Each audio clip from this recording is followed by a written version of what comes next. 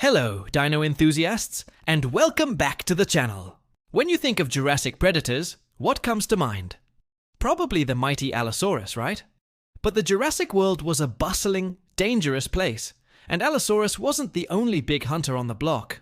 Today, we're shining a spotlight on a lesser-known but equally fascinating group of dinosaurs, the Ceratosaurs, the horned lizards. Get ready to meet the original kings and queens of weird.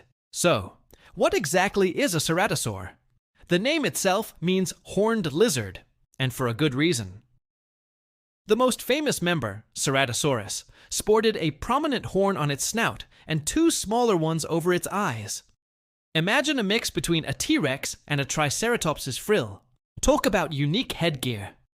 But this group was incredibly diverse. They were theropods, the two-legged meat-eaters, and they were some of the earliest large predators to evolve. They roamed the Earth from the late Jurassic all the way to the end of the Cretaceous period, spreading across almost every continent. They weren't just a footnote in the dinosaur story. They were a global dynasty of hunters. Let's meet the star of the show, Ceratosaurus itself.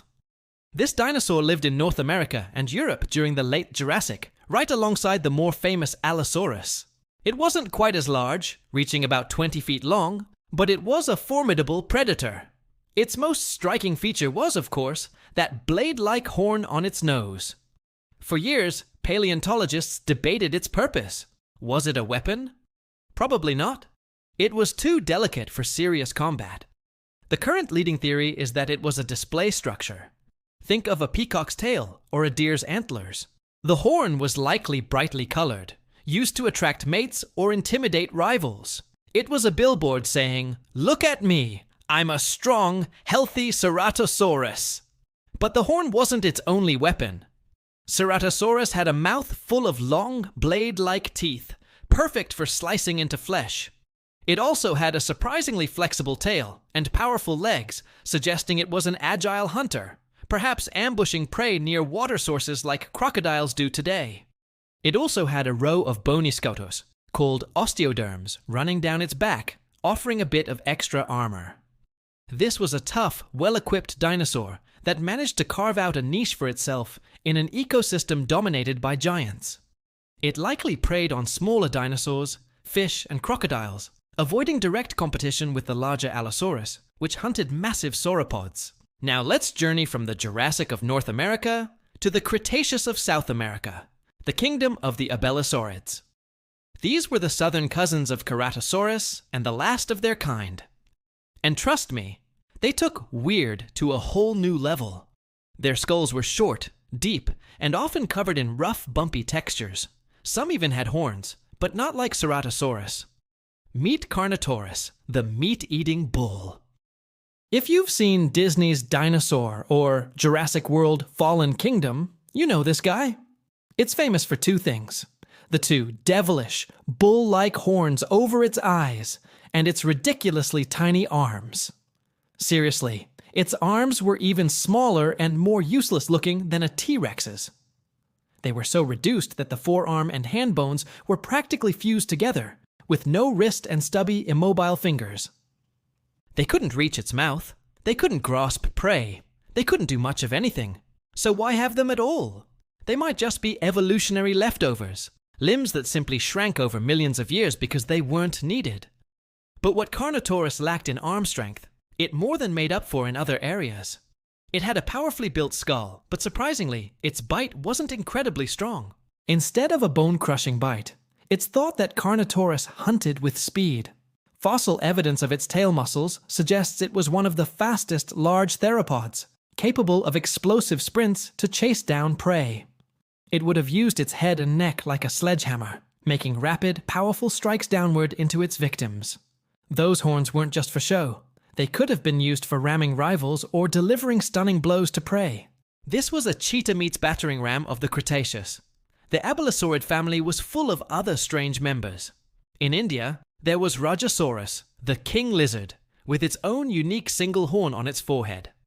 In Madagascar, we find Majungasaurus. This dinosaur is fascinating, and a little terrifying, because we have direct evidence that it was a cannibal. Fossil finds show Majungasaurus bones with Majungasaurus tooth marks on them, perfectly matching the spacing and size of its own teeth. This is one of the few dinosaurs for which we have concrete proof of cannibalism. Life in Cretaceous Madagascar was clearly tough, and Majungasaurus did whatever it took to survive, even if it meant eating its own kind. So what happened to the Ceratosaurs? Why aren't they as famous as Tyrannosaurs or Allosaurs? Well, in the Northern Hemisphere, they were largely outcompeted. By the end of the Jurassic, bigger and more advanced predators like the Allosauroids took over the top predator roles.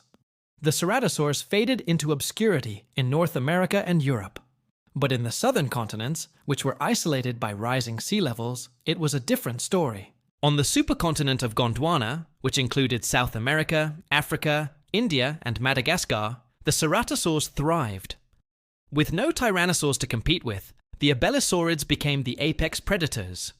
They ruled the South right up until the very end, until the asteroid impact 66 million years ago wiped them out along with all the other non-avian dinosaurs. The story of the Ceratosaurs is a perfect example of how evolution works in different environments. They were an ancient and successful group of predators that adapted in incredible ways.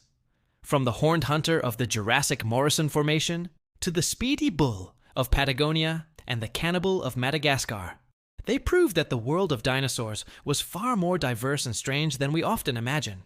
They may not be as famous as T-Rex, but the horned lizards were a force to be reckoned with. A dynasty of bizarre and beautiful hunters that ruled their corners of the world for millions of years. So next time you're thinking about dinosaur predators, remember to give some love to the Ceratosaurs. They were the ultimate survivors, the Southern Kings, and the undeniable champions of weird and wonderful headgear.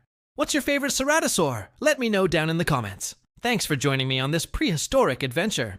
If you enjoyed learning about these lesser-known hunters, don't forget to hit that like button, subscribe for more deep dives into the past, and ring that notification bell so you never miss an episode.